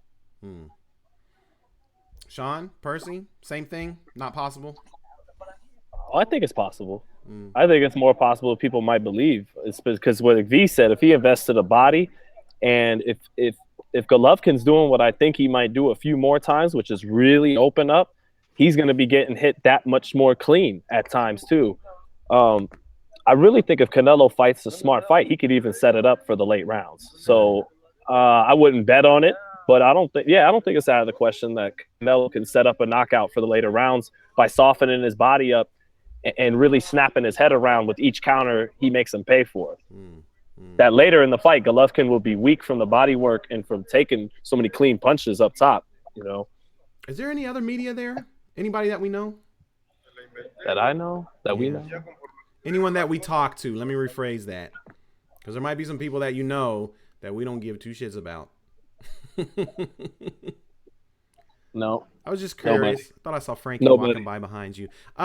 Real quick, guys. I mean, we don't have to get in depth on these fights. I'm just curious to know what you think the outcome is going to be of Jaime Munguia and Brandon Cook and David Lemieux and Spike O'Sullivan. Munguia is gonna kill that dude. Damn. Like, no love for Brandon Cook. Shit. No. It's gonna be a long flight back to Canada. Damn, that's messed up. What if he wins? What if he wins and then you gotta interview him? Damn. I'm not ready for that. That's what I'm saying. You said no chance. No chance. I think Munguia's gonna walk through him pretty much. And then Lemieux Sullivan, I'm copping out. Like I gotta break it down more. I just know that Spike Sullivan is crazy. Aren't you excited for that fight? Spike Sullivan got his Conor McGregor on. Yeah, he did. Right? Man, I'm half Irish, half Italian. It'd be nice if we get an Irish dude that just wasn't a complete asshole up there once in a while. But oh well. He wasn't that much of an asshole. No, I'm just making jokes. I'll just make jokes. I feel like what he was saying was warranted, but I'm actually excited for that fight. Like, I didn't give two shits about that fight until this week, and then they started going at. I mean, I know they've been going at each other on social media and stuff, but still, I was like, whatever. They're just talking. But man, when they saw each other, man, it's on. Like, them dudes do not like each other, and I think there's gonna be a knockout in that fight. Oh yeah, that fight. I do think somebody's going to sleep, and I think Spike really thinks he's got Lemieux shook. You know what? I think he thinks that, but I don't. Man, okay, Lemieux can punch. He thinks that. Lemieux can punch. Yeah, he can. I've just never really been impressed by Spike O'Sullivan, even in his good performances. I mean, there's been a couple times when I've been like, oh, okay, but I just really have not been like, wow, this guy's a serious threat. But that said, I never really thought that Lemieux was a serious. He can punch. He can punch. Lemieux's just limited. He's limited, and he hasn't looked good. He looked good at the weigh-ins finally, but wait. yeah. I don't know, man. I probably would lean towards Spike. Munguia, I tell you what, I hope he's worked on his defense, man, because if Brandon Cook can punch at all, you can't miss Jaime Munguia. Chocolatito is another one, man. I keep saying his name, but I just don't think he's getting the respect he deserves. He's kind of buried in the card. You see, I didn't even mention him. It's like, God, you lose a fight and man, you get tossed to the side. It sucks. He was pound for pound number one at one point, right? That's what I'm saying. He's 46-1, 46-2 is crazy. But I hope he can come back and do something. And hitting on your point right quick, Ben, on can Canelo stop Triple G? It was overlooked, but Vanes Martirosyan hurt Triple G. He He did. hit him with a right hand like 40 seconds into the fight that made him do like a little two-step. Like I said, Vanes Martirosyan had nothing to lose, so he was in there winging it. And I don't think we'll get that from Canelo. But that's just something to think about. Someone who we look at as having an iron chin was he got shook up a little bit. Now he shook it off in the minute break because he jumped off the stool and destroyed him. But it just shows that he can be hurt. Right. All right, yeah, real quick. I see V. You look like you're getting a little sleepy over there. And I don't think Chocolatito was quite pound for pound number one, but he was a great fighter. No. To clarify, he was. I never had him number one. I never had number him. One. Right. No. I know. I figured that. But a lot of people were. Fighter. Yeah, a lot of people were like, oh, yeah. Chocolatito, pound for pound. Like, that's how boxing. Some boxing fans are. They're just quick to annoy and guys. I think he was a victim of couldn't make those lower weights no more. Went up just one class too high, and like I said, that's what happened to guys like HBO when you put your money in those. 16, 18 pounders. It's rough, man. Eventually, gonna outgrow that shit, and the big boys are ready for him. Yeah. Real quick, because no one was fucking with him in those lower weights. Definitely. Yeah, no kidding. Real quick, just because I put it up and I feel bad if we don't talk about it. This will be real quick because it's really par for the course for these two. But Adrien Broner was banned from Uber today, or actually late last night. No, it was early this morning, I think. And Gervonta Davis was arrested for street fighting and disorderly conduct. Thoughts on Broner getting banned from Uber first? Anyone? He is a dick, but that shit was funny.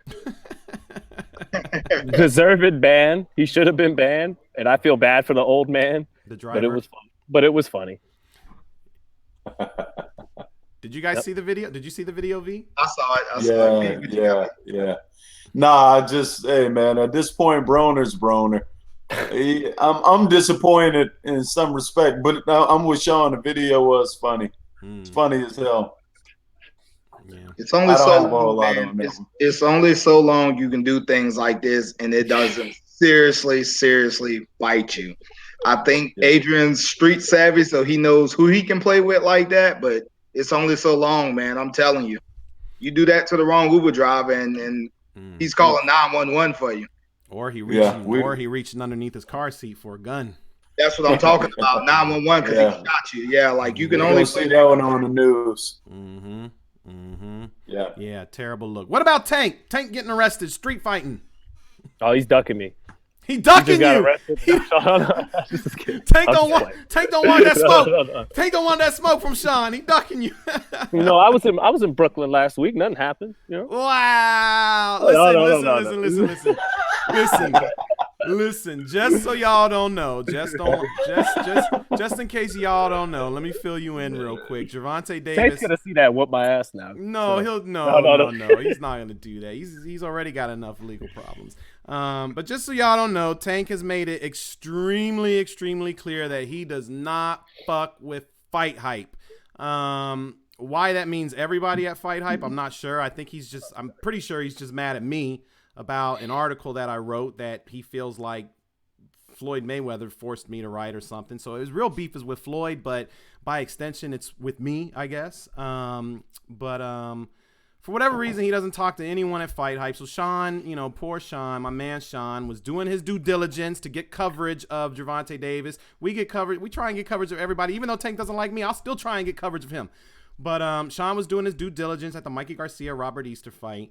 And another reporter, I'm not even going to say the little rat snitch's name, but another reporter felt the need to inform Tank that Sean works for Fighthype.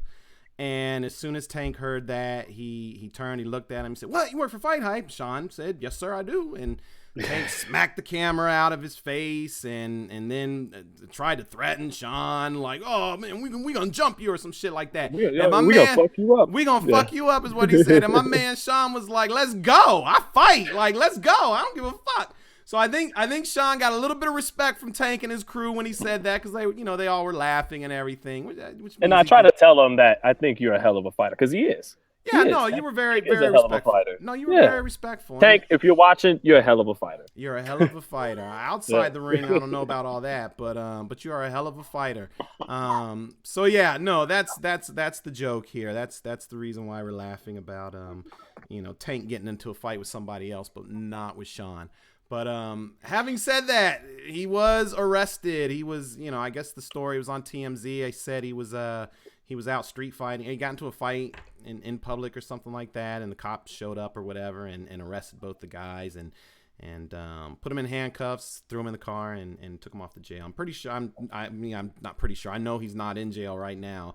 I think the only thing they were charging him with was disorderly conduct or something like that. So I don't think it's serious or anything. But what do you guys think? Is this? I mean, obviously it's not good for him, but are we starting to see the effects of of money, of fame? Like, are we starting to see some of that stuff get to Gervonta Davis, or was this just a one-off thing? I think we're starting to see the effects of an inactive fighter. They got to get him busy, man. He has too much time on his hands. If you were training in the gym, and even if you saw him at the Garcia Porter fight, he's a little heavy. Obviously, he's hanging out. He's not in the gym much. I think we're starting to see the effects of a guy that's fought in March and hasn't fought or heard about a fight since. I mean, even the Mares fight that's being discussed is for December. That's still, man. He has too much time on his hands. I think they got to get him busy because he's way too talented to be, out there wasting away. Yeah. Yeah, I think Percy just set him out for right there, and I co-signed basically all of it. I mean, Gervonta, the last time we saw him out, I thought he looked as good as I've personally ever seen him. I thought he looked very, very good. I thought he was sharp. I liked his punch selection. He just looked really good. And credit to Kevin Cunningham. Yeah, no, absolutely. Hey, Kevin Cunningham's a great trainer, man. But you follow that up with this type of stuff, and it's like it goes right back to what Percy said. You got to get that dude in the gym. He needs to take it a little more serious because that window of opportunity is very small, and it doesn't stay open very long. Ask Adrien Broner. It's there. It's no. I mean, Broner's one of them guys who you remember how I was when Broner came out. Broner's one of them guys who I thought was going to be that guy, and everybody did. His limited dedication and just them silk pajamas. He started tasting that money, man. He's not been the same, and it's unfortunate because that dude's a lot more talented than we see him sometimes. Is his window closed, V? Broner. Let me say this. He has the personality to command attention to get him certain fights. But he's got to win. Well, that's my point. Right now, I would say I wouldn't argue with the person who say he's a window shopper right now. He'll get you in the shop, but you're not leaving with the bags. That's Broner right now. The non-dedicated Broner. If he get his shit together, he got the talent, but I don't see it right now. But you don't think he was dedicated for this last fight? I mean, he was training with Kevin Cunningham too. Yeah, but you know what? But Ben, him. Look, let me say this real quick. I'm sorry, Sean. No, I'm sorry. He and Tank are in two different places. Both of them were sharp. Both of them were whatever you want to call it. But Tank is still on that ascent. He's going up. Broner, I don't see. Like, I think Broner has probably hit a ceiling, which sucks, man, because, like I said, that's a talented dude, and I think he's great for the sport when he's on. But personality alone ain't going to win you no titles, man. I think he's definitely dedicated still. I just think he's not focused. He's not focused. He's not improving his craft is the problem. He's not improving his craft. And well, I mean, listen. Look, let me ask you this. When we look at Broner, one of the arguments I have with him is what I've had with Danny Garcia. When shit starts to get hot and they need to respond fire with fire, they kind of sit on their hands a little bit. And with Broner, I think sometimes he's just not as active as he needs to be. If he let them damn hands go, he got a good chin. I mean, we've seen him touch the canvas, but Like, I don't know why he gets that way. What's up? But that's what I mean when I say he's not improving his craft. Like, I feel like, I mean, don't get me wrong. I know the knock on him about the dedication. Like, I get that. And I can definitely point to camps where I was like, he didn't take this seriously. He didn't train the way he was supposed to be to train. But for this last fight, the Jesse Vargas fight, for all intents and purposes, everything that I was told, he definitely was taking it seriously. He was down there with Kevin Cunningham. I was talking to Kevin Cunningham like almost every single day before he got mad at me for God only knows what and stopped talking to me too. But I was talking to him like every single day, sometimes 2 or 3 times a day, you know, like before and after training. And he would tell me how everything was going. And Broner was really, really focused and serious for that fight. But that's why I'm just wondering if the door is closed for him because he has not improved his craft. And I wonder if it's too late for him to improve his craft. Is it too late for him to learn how to let his hands go? You know, like I feel like maybe that door is closed. And I mean, right now I can't give you a name and say Broner beats him. I can say he should beat him, but I can't give you I can't say Broner versus Andre Berto, go. And say, oh, Broner wins that hands down. Maybe not. Maybe not. Broner versus Amir Khan. No, I'd actually favor Amir Khan in that fight. Like, once upon a time, those were fights where I'd be like, oh, man, Broner, smoke him. But now I'm like, I don't know, bro. Well, I don't know. Ben, I believe that he's training hard in his camps, but can you make up for 20, 25 weeks of partying with 8 weeks, 10 weeks of camp? No. Not the way he drinks. Not the way he drinks. Not the way he drinks. I'll tell you, the guy. If I was Al Heyman, I'm gonna put my Al Heyman hat on right now, trying to figure out who I'm gonna put Adrien Broner in with. If I was Al Heyman, I would put Adrien Broner in with Zab Judah right now. But the sad thing is that I'm not even 100% confident he beats Zab Judah. He should beat Zab Judah. Malignaggi beat Zab 5 years ago. Broner would beat Zab. Maybe. I don't know. Broner would beat Zab. I don't know. Hey, you know what? I'm actually with Ben here. I cannot definitively say Broner beats Zab Judah right now. I can't. And we're talking about Broner and Zab Judah. He should beat him. He should. No, I'm just listen from a standpoint of if I'm Al Heyman and I got Adrien Broner and I got to get him a good win, Zab Judah I would think is the guy. Let me get him Zab Judah. Put that fight in Brooklyn. Zab Judah's a huge name. He used to be in the hip hop community. Broner's in the hip hop community. That's a nice little hip hop fight. Old guy, new guy. Broner should take him out in like, I don't know, 6, 7, 8 rounds or something like that. That's what I would be thinking if I'm Al Heyman. But at the same time, I'm also thinking, damn. Well, it's perfect because Broner is like the Judah. This era's Zab Judah? Yeah. Except Zab did capture the undisputed crown once when he knocked out Corey Spinks on the road. So Broner would argue I'm a 4-division world champion.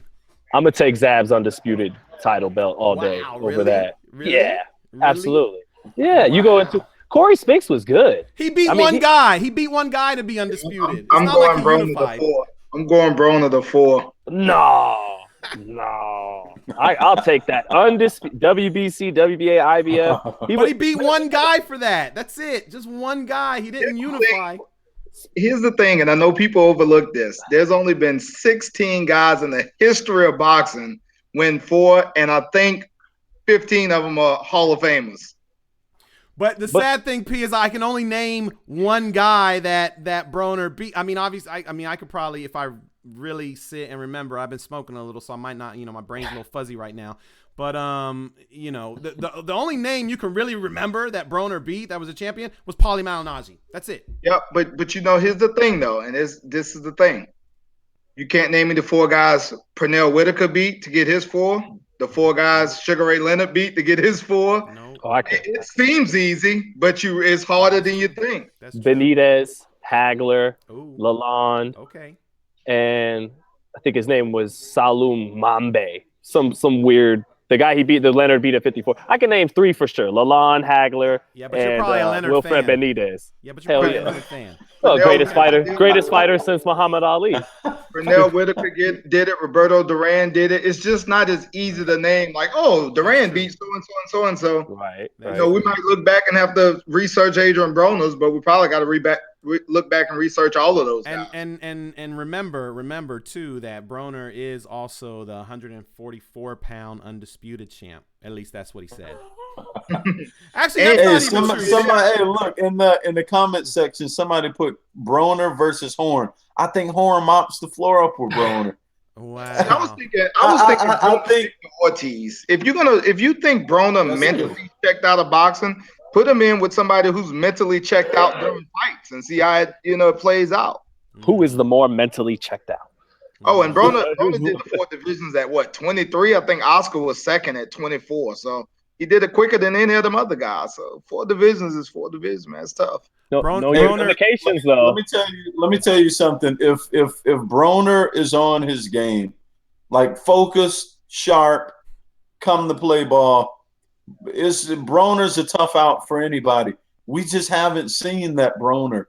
And I've given up on seeing that version of him. I guess I'm talking more past accomplishments. I've given up on seeing that. You know, it's almost so many times if he's focused and this and this, you know. Exactly. Percy. Zab beat. Just back to Zab. You know, he beat. Not only did he beat Spinks, he beat Chop. He beat Chop Corley. He beat Mickey Ward. He beat Lucas Matisse when he was old. He did beat Lucas Matisse for a belt. He did beat Lucas Matisse. That was a good win for him. No, I think Zab Judah is a first ballot Hall of Fame. I think it's overlooked that he was, I think, the last undisputed welterweight champ, if I'm not mistaken. But I just think, man, 4 divisions by the age of 22, 23, that's tough. And I think Broner, we kind of overlooked that, but Broner, he kind of peaked early. He's an early peaker. When you accomplish that much by the age of 25, it's probably going to be some bad days on the back end of your career. Wow. DeMarco, to me, was his peak at 135. I agree. I agree, Sean. That was an excellent night for Broner. That was actually what left me feeling like, damn, this kid could be the one. Yeah. Yeah. I was like, he's going to be the pound for he's going to take Floyd's spot. Broner versus Tank. What? Is that not a possible fight? Broner versus Tank at 140. Tank about 190 right now. Tank at 35 at least. Man, I'm not even sure if Tank can make 35 anymore. He looked like he weighed about 190, man. He's looking pretty big. I would pick. God, I don't know, man. Broner can crack, man. Broner's strong as hell at 140. You pick Broner over Tank? I don't know, man. I don't know. That's what I'm saying. That's what I'm saying. It's like every name you think of with Broner, it's like, I don't know. Like who is the name that you can put him in with right now and say, no problem. He's got this one in the bag. And you're right, because I'll be honest with you. The name that jumps out is the name that they, I think, talked about revisiting, Omar Figueroa. But you're talking about a dude that's throwing 70 punches. Like he's winging. I don't know if he'll be able to stand up to Broner's shots, but he could definitely outwork him. Man, he stood up to Robert Guerrero. Not that Robert Guerrero was a big puncher or anything like that, but he stood up to Robert Guerrero and sat his ass down like 5 or 6 times. Like, and that was at 147. I don't even think Broner that far gone though. Not what Ghost was. Nah, was Ghost that far gone though? Like, I mean, I think Ghost was bad. I think after Keith. Man, Keith Ghost really had Danny Garcia on the back foot. That's true. Yeah, but you don't see the accumulation of some of them shots he ate to the next fight, which was Omar Figueroa coming off like a 2-year layoff, and dropping him with like soft uppercuts. Right. That's funny. Wow. Yeah. No, nobody's watching Ramirez fight. I forgot Ramirez. Actually, I'll go watch it right now. I have it on. I'm gonna watch it. They have it on there, Sean? Yeah, they got it on ESPN over here. Oh shit! Yeah, I probably should turn I have it on. Oh, okay. Has the Ramirez is good. The main event started? No, I think Jamel actually about to fight. I think the co-main's coming up. Oh, shit, yeah. Let me turn Ramirez is good, man. People try to play him like he's face first, has no. I get it. He gets hit, but he's good. Who's think that? him, Who's that, Sean? Jose Ramirez. Yeah, I like Ramirez. Yeah. I like Ramirez. He's a good fighter. They, I think he's not as bad defensively as people think. I don't think he's a No, wizard by He's any no means. Triple but G. Yeah. When I think face first, Jaime Munguia, he has to fix that. No, Yes, see, there you go. Yes. I don't look at Ramirez as a guy like he's got to fix that, because if Liam Smith could crack it all, we wouldn't even be talking about tomorrow night with Munguia. True. Yeah. I mean, he eats flush punches. Now he got that 21-year-old vigor still, but boy, when that runs out, I hope his chin holds up. Right. He can throw him though. Offensively, you got to keep him off of you. Absolutely. Yeah. But he's got to work on the defense. He has to, with his walk forward style, and seems like that's all he's pretty much limited to be able to do. Has to get some head movement going, man. Yeah. Take a page out of Jared Hurd's book. Slowly but surely shore it up just a little. Absolutely. You don't have to be a wizard. But especially because he's gotten imposing better. like Jared Hurd, so he can absolutely take some wrinkles out of Jared Hurd. Right. Does Manny Pacquiao stop Broner? No. In Malaysia. No. In Asia. In Malaysia. Malaysia. Where I don't know how good the drug testing is. I think the last thing they think the power is the last thing to go and fight us. I think Broner's chin will be the last thing to dissipate. I would be shocked if somebody stopped him. Yeah, I've never really seen. Well, I mean, I guess Maidana made him do the 2-step, so I was about to say I never really seen him hurt, but even and Maidana could crack. And he got up and fought harder. Like, he has dog in him, so I don't know if anybody would just sleep him like that. That's you know what though, that's exactly my thing right there though, Percy.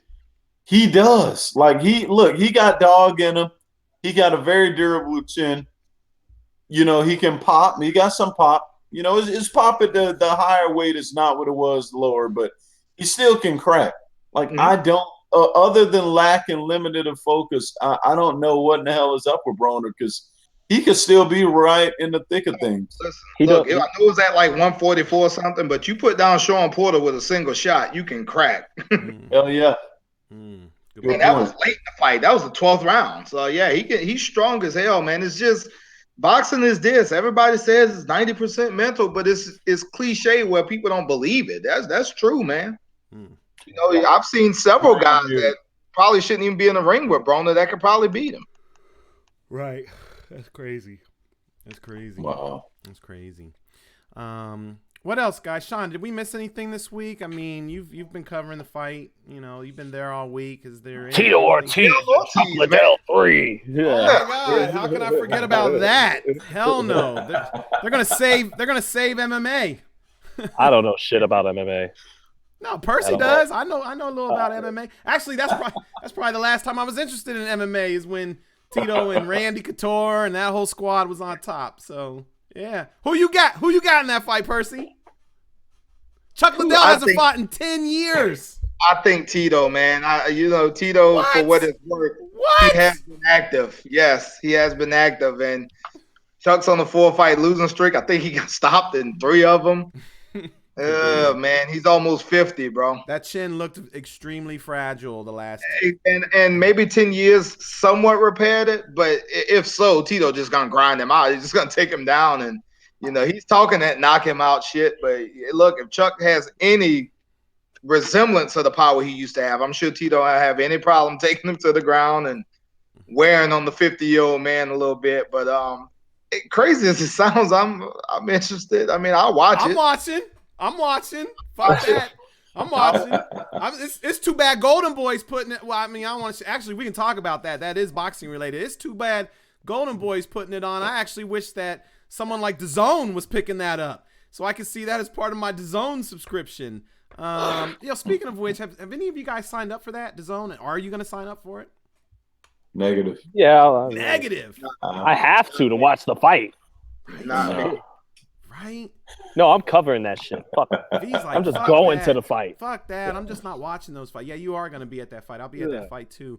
Nah, fuck that, bro. I'm getting it. Like, they got a lot of fights on there, man. How can you not get it? World Boxing Super Series. Obviously, Boo Boo and Billy Joe Saunders. That's a good fight. Anthony Joshua's fighting. I mean, there's a lot of fights that are coming on there for you not to plunk down $10 V and just get that first month for free. You get the first month for free. I didn't say I'm gonna miss the fights. I just said I'm not gonna be watching on Dazzin. I'm gonna leave that one alone. Dazzin. No respect for the name either. DAZN, Dazzin, whatever the hell it is, DAZN, Dazzin, whatever. People call it D's nuts. This is what's crazy about the streaming stuff. Like they want you to just say like ESPN Plus. I have, I think, 5 ESPNs, and now you want me to buy another ESPN on the app? Like it's getting ridiculous. It's kind of corny on ESPN's part. I did feel like it's getting ridiculous. I don't mind DAZN though. Like that's kind of like that's like sports Netflix basically. I don't like everything that they've picked up so far is kind of like. I mean, it's nothing that I'm like, oh my God, I have to see that. But at the same time, it's like $10 and I get all the World Boxing Super Series. I get all these Bellator fights. I get this. I get that. Like, I'm kind of okay with that. But you have to like really Rampage fight, man. I know you just want to see Rampage fight. Of course, we got history with Rampage. Rampage used to blog with us, Percy. Like, come on, man. We got history with Rampage. But nah, man, like they have a lot of fights that I am kind of curious to check out, and what am I missing for at least that first month is free, and you literally get everything from September 22nd until the Billy Joe Saunders Demetrius Andrade fight, and that's not bad for free, so I'm gonna at least check it out. But no, I think if they somehow had Fighthype content on there, it'd be better. Then maybe they could get the $9.99. Yeah. Who knows? That might be coming in the near future. You never know. I mean, after all, I did go see Eddie Hearn for an interview in New York. That conspiracy theorists think that I was flown out there by Eddie, but whatever. Well, we working over here. But no. Getting back to Tito Ortiz and Chuck Liddell, is that weird that Golden Boy is putting that fight on? You know what's more interesting for me, Ben? I want to see who the undercard's gonna entail. I want to see if they're gonna go get a bunch of old fighters, not old, old fighters or a bunch of old names, or is it gonna be some young, up and coming guys that's training around the California area who Oscar's had his eye on? I'm interested. I mean, the Liddell Ortiz is set, but I'm interested to see what kind of undercard they can put together. Is it going to be some boxing on the undercard? They kept saying ring, but I take it would be in a cage. I know during the Liddell and Ortiz interviews, they kept saying, what is it like to come back to the ring? So I would assume it would be in a cage, but if it's a ring, did they incorporate some boxing? I don't know. I'm more interested to see what kind of undercard they put together for their inaugural show. It's gonna be interesting. You're right. That's a good point. We really don't know much about it. That's a very good point. Yeah. Oh, by the way, Usyk Bellew got finalized today too. Yeah, I saw that November 10th, I think. A lot of shit. I want to know if Andre Ward's looking at the winner. Nah. I think Ward is good where he's at now. At least that's the way I see it. Man, he is straight. Yeah. He is commentating. He is doing the Contender. Yeah. He is on ESPN. Listen, it's a lot more fun to just be at the fight than actually being in the ring. And if you could still make a living doing it, it's like Paulie, man. Paulie's got the best job ever. Like, he is content doing what he does. So I'm sure Dre is probably liking, what he does a lot. So he's not looking at the winner unless the winner is talking about $15 million after, you know what I'm saying? Like, at the end of the day, money talks. So you can never completely rule everything out, especially with someone like Dre who actually stays in shape. But yeah, no, I don't think that's the case. But yeah, no, fellas, that's we can wrap up here. Sean, I know you're about to get out of there. You've been sitting at the media room like all day. And I know this Jamel Herring fight is about to start. Percy, I know you want to check that out. And I still got to go to the gym and shit. But is there anything else you guys got to say before we jump off? Final predictions, final say, anything? We good? Expect the unexpected. That's what boxing is. I wouldn't be shocked either way. I think this fight is going to be a tactical chess match with a few crazy moments in it. That's what's up. Yeah, I think we get a better fight than the first time. I think we get more of a real classic. I'm just really excited. You got the Box Fan Expo to cover tomorrow too. Busy day. Yes, sir. Yes, Busy sir. day. Busy day. So- Everybody go check that out if you're in Las Vegas, the Box Fan Expo. Percy, you've been to it before, haven't you? Yeah, it's pretty cool. It's pretty cool. A lot of old timers, a lot of new guys. And yeah, and pay the, you know, I'm not trying to be funny, but pay those old guys, man. You know, they Yeah. got guys want to run in and sneak and get a picture right quick, or Mhm. sneak and, you know, try to grab a little footage. Man, pay them guys, man. They're there for a reason. Trust me, they don't want to be there. It's almost probably somewhat embarrassing to them, but they're there to get paid. Pay those guys, man. Yeah, man. Good Yeah. point, P. Good point. Especially our boy Tommy Hearns. Especially Tommy Give Hearns. some Especially love to Tommy. Hearns. Show some love Yep. to Tommy Hearns, the Yep. hitman. V, you got any final parting words? Nah, just ready for a good fight, man. Pumped for this one. We got actually, and we can leave this one here on ice for right now, but we got Joshua Povetkin next week. Yep. So this is We'll a be good back on. time, man. Yeah, we'll be back Yeah, on. this is a good time for fight fans, man. This is beautiful. But it's all gonna kick off tomorrow night. Yeah, for Good sure. 3 week string. Good 3 week string. Yes, sir. Yes, Yeah. sir. Well, we'll definitely be back on after well, not right after, but probably the next day after the fights. Well, maybe not that day either. It's football Sunday, so maybe Monday. But we'll be back on afterwards to give the breakdown, our thoughts, and everything. But other than that, guys, we'll see you next time. We out. All right.